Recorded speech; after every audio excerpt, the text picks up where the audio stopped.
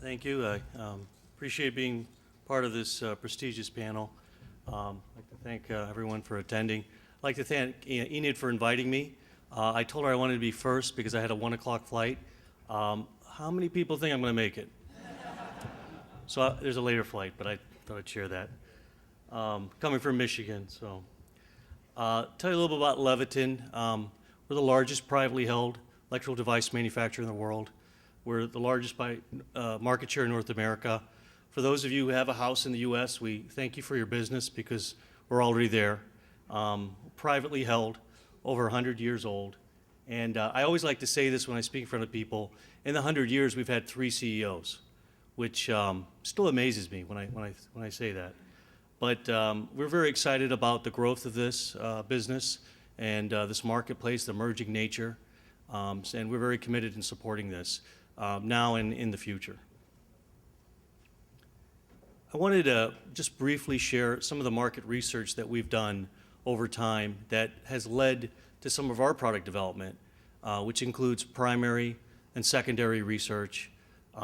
First of all, I know BMW's here. We spent a lot of time looking at Mini E drivers. Our headquarters is in Long Island, New York. So there's quite a few fleets there in that area that we talked to. In addition, we've talked to many owners of Mini Es in Southern California.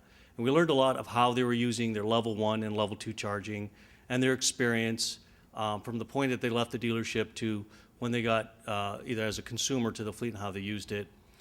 In addition, I've been to many electric car club meetings. And anybody here an electric car club member, enthusiast?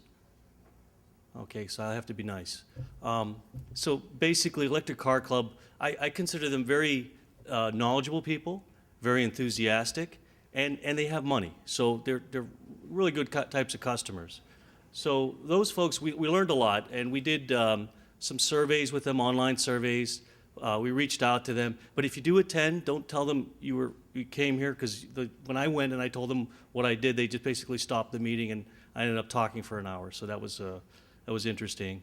In addition, we spoke to, I work out of Michigan, so, and I have worked in the auto industry for a long time, so we have reached out to quite a few automakers to learn about their needs and wants, and really their fears. And if you think about the automobile and the brand recognition that automakers have, and the fact that the charging experience and what that entails, the installation, the EVSE, is really an extension of their brand. So as they pick and select who is their partner or who they're including, it's really they're extending themselves. So that's important. In addition, we have some pilot programs with various utilities. Obviously, the utilities here in Southern California are very proactive, which we appreciate. And the other aspect is distributors. Because you think about the classic, if you think of this as an electrical product, a component or device, the EVSE, the charging station, the distributor plays a very important role. Either it could be a large distributor that contractors go to buy their equipment, or it could be an aisle in Home Depot that perhaps as a consumer you might go to. So that's an important aspect of this. And then Dave talked about this before, the importance of contractors, being trained, being certified. Yes, it's pretty straightforward to install an EVSE, but there's an element of education that is very relevant, what this means, how you connect with the consumer, and how you educate them and transfer that knowledge of how to use the EVSE. The other thing that we studied was adjacent markets. And one of the big markets that we looked at was the hot tub market. So if you think about how that's positioned, it's a 240 volt appliance. And what is an EVSE? A 240 volt appliance. So we currently today, we offer products in that space. So we talked to manufacturers of hot tubs. We learned the elements of installation, how that was treated. In addition, we have talked to a myriad of public stakeholders, those here in California and other parts of the country. And what did we learn? Well, we learned quite a few things that, and hopefully some of these things are obvious. The installation experience is too long. If you buy an electric vehicle and you have a certain expectation about charging, and we've heard the automakers talk about this, based on perhaps level 2 charging or certain expectations, if they're waiting for that level 2 installation, that will make them not very happy. Because if it takes 30 hours to charge your all-electric vehicle, the worst thing for an automaker perhaps you can do is go back to the dealership and complain. And that is not something that we want to happen. In addition, safety. When I think about Leviton, and we make 26,000 different products in 100 different countries, the biggest thing for us is safety. We hope this market emerges and becomes very successful, but we're going to be around to support it and grow with it. The other thing is transparency, cost and complexity of the installation, making sure it's easy, it's understandable, there's no surprises. And as I said before, treating the EVSE as an appliance and separating the car buying experience from the EVSE. So at the end of the day, we want to make it safe and easy. So as part of what we've done, and yes, you can hardwire level 2, which we'd recommend, definitely makes a lot of sense for public environments. But we also have created a plugged-in system that enables you, and we heard earlier about Nissan having 240,000 hand raisers. If you have a hand raiser, why not get them plug-in ready now? Our goal is to make all of North America plug-in ready. And we've developed a very low-cost installation kit that can be installed by a contractor based on the configuration of your EVSE system. And that'll enable you then, at your convenience, to install the EVSE on the installation kit without any tools. So you control your own destiny. As a consumer, as a fleet owner, you can dictate how and when you have that level 2. And just like my home in Michigan, the basement was plumbed for a bathroom. Later on, we decided to upgrade it. And we have confirmed all requirements that we meet, as Dave pointed out, National Electric Code and UL. And as you can see here, this is the last slide, this creates a lot of opportunity throughout the value chain. For building owners, you as a consumer, you make this investment, as a manufacturer, automaker, and utility. Thank you very much for your time.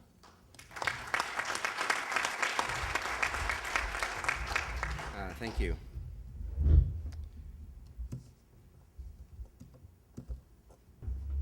Coulomb.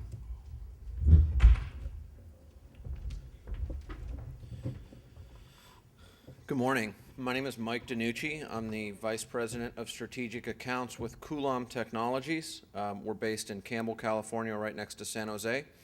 I want to thank you very much for your attention, and especially thank you to Enid Jaffe and Clean Fuel Connection for the invitation here. Coulomb is an intelligent networked charging station company. We have more than 1,000 stations installed today working around the world. We were founded in 2007 by a couple of networking entrepreneurs who saw this coming wave in the future and decided that we needed to be ready for it in terms of the infrastructure. They identified 3 major challenges that any type of public or workplace charging will have to contend with or deal with as you're providing electricity in a public setting for either your visitors, your tenants, your employees, your shoppers, your customers, whatever it might be. Those 3 challenges, which I don't usually work very well off of slides.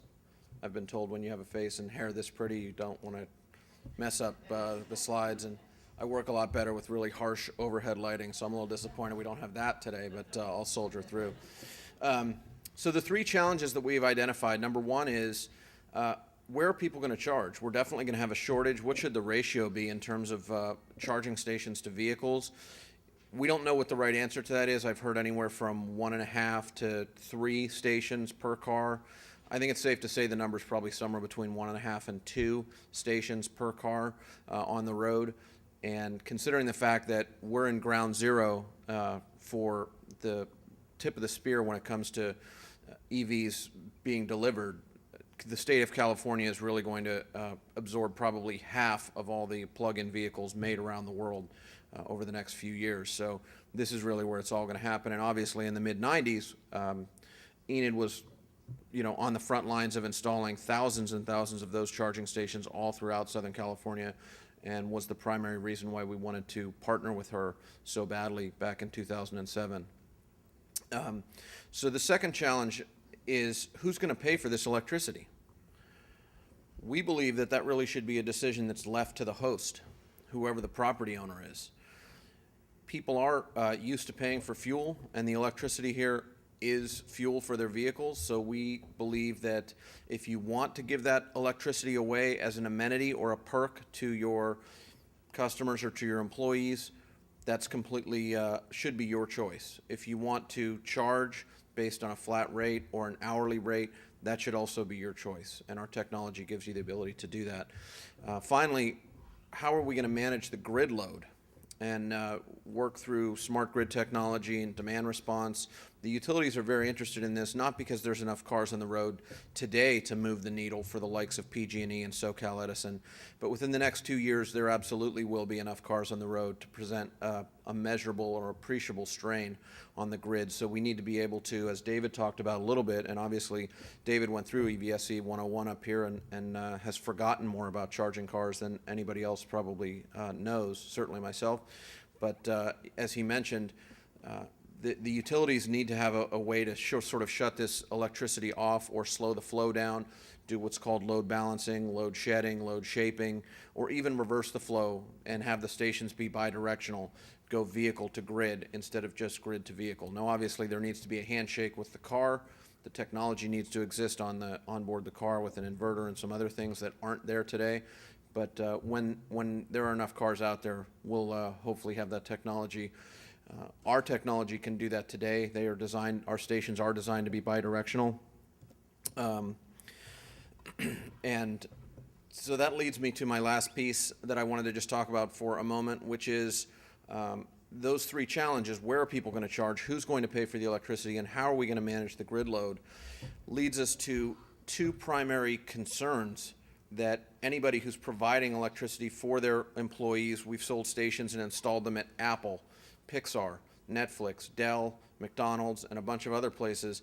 Apple bought stations and said, you know, we don't want to charge for this. We want to give this away as an amenity. We give away more coffee and sodas every day to our employees than it could possibly cost us in electricity. So we don't care about recouping the cost, but what we do really care about is keeping people safe.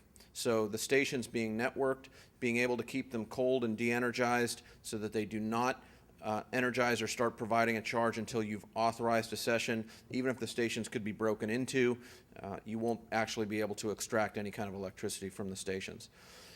The last point that I want to make is that Coulomb has been fortunate enough to get 2 government grants, one from the federal government, the Department of Energy, where we received $17.5 million with a directive to give that money away in the form of free charging stations to anybody who wants to provide stations for the general public.